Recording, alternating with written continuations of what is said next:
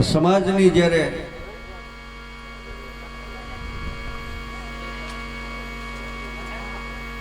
ધાર્મિક વૃત્તિ એક નીચલા સ્તર ઉપર હાલી જતી હતી ત્યારે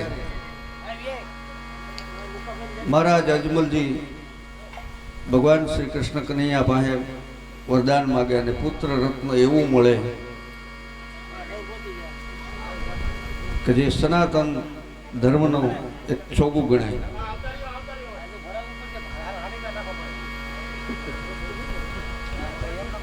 અજમલજી મહારાજે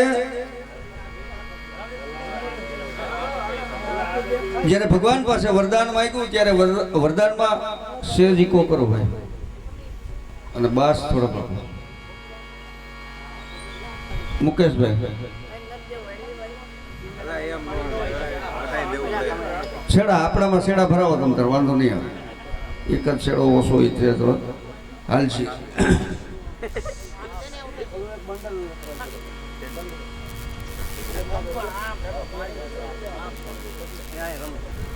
મુકેશભાઈ સેજ બસ હાલ.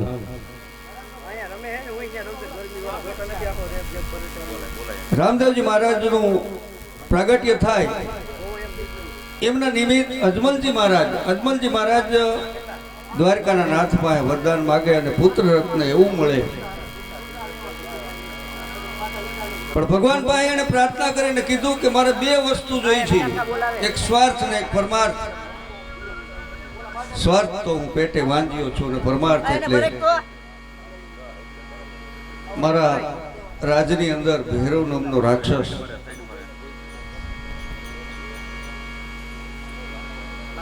એ પ્રજાને રંજાળી રહ્યો છે.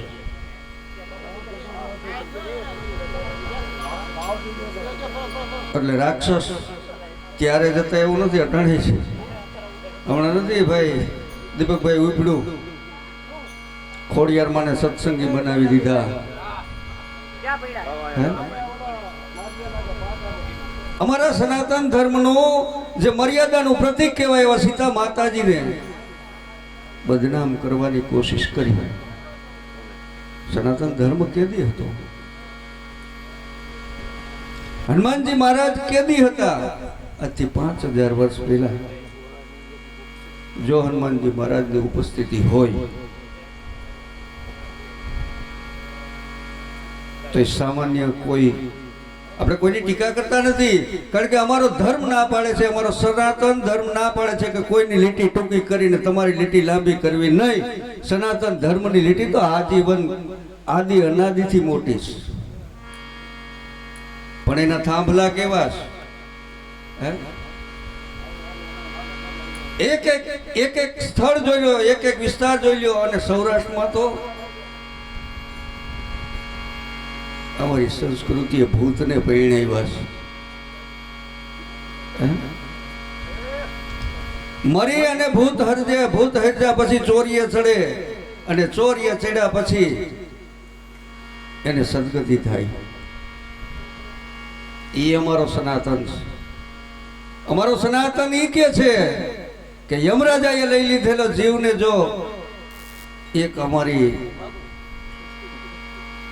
માતા પાછી લઈ આવતી હોય તો તાકાત અમારા સનાતન ધર્મની છે.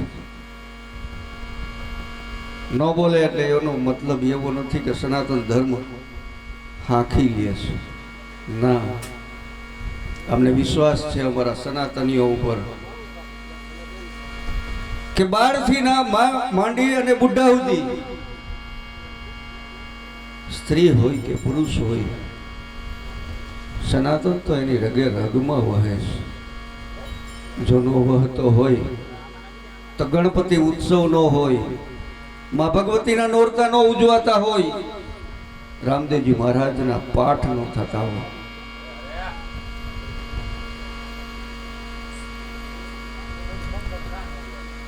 કોઈ એમ કે કનૈયો રખડો હતો, ગોવાળિયો હતો.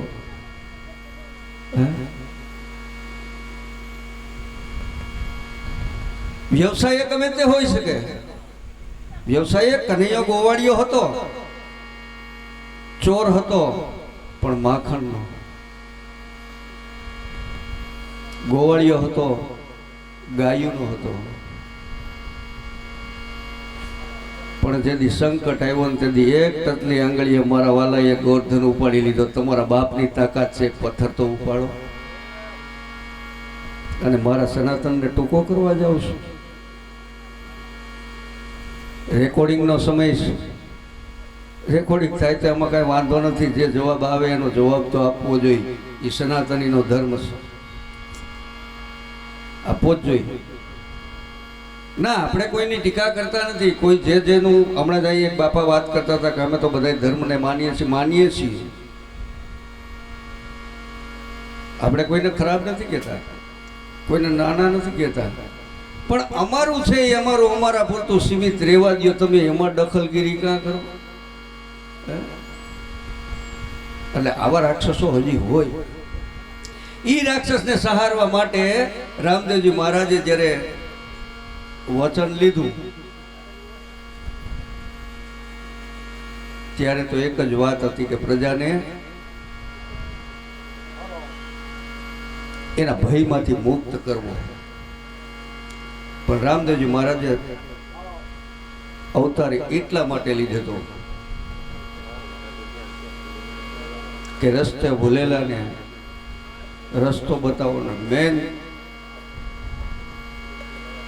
છૂતનો જે આપણે વચ્ચે પડદો પડી ગયો તો એ પડદાને ચીરી અને ડાલીબાઈને એને શિષ્ય બનાવ્યા. આપણા જીવનની અંદર ગુરુનું મહત્વ બહુ છે.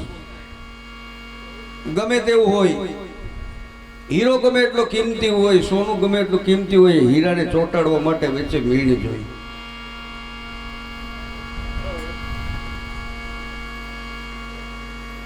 મીણ જોઈએ તો જ હીરો ચોટે.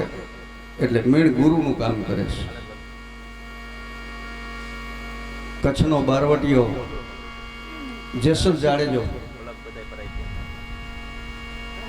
હાહાકાર મચાવતો હતો, પણ એને ગુરુની ખોટ હતી. જ્યારે તોરલ દે ગુરુ પદે આવ્યા અને પીર બની ગયો.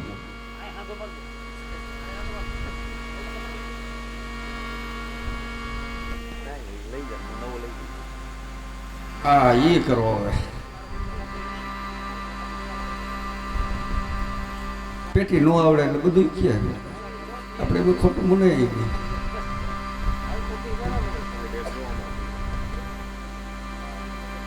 આજની સંતવાણી આપણે અહીંયા જે ભાઈ બધા બહારથી કલાકાર તો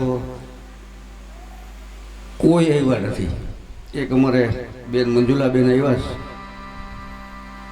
પાયડીથી, ત્યાર પછી ગોમટાથી ભીખાભાઈ આવ્યા છે, સંજયભાઈ બેનજો માસ્ટર, બાપભાઈ તબલા વાદક.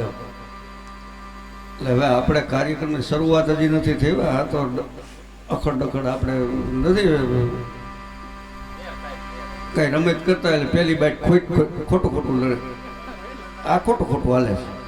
હવે શરૂઆત થાય, ગણપતિ વંદનાથી કાર્યક્રમની શરૂઆત થાય ને સંતવાણી આજે આપણે બધાએ હવાર સુધી માણવા છે. આજ આનંદ આજુ છરંગ આજ નૈનો મેં ને સખીયામાં આંગણે આજ કાંચન રહે મેં. આજ રામદેવજી મહારાજનો પ્રાગટ્ય દિવસ હોય, જન્મદિવસ હોય અને આપણને બધાને આનંદ હોય. અને એમાં હું વિનંતી કરું ભાઈ શ્રી ભીખાભાઈને કે ગણપતિ વંદના લઈને આવે અને અહીંયા જમાવટ કરે. બોલો શ્રી કૃષ્ણ કનૈયા.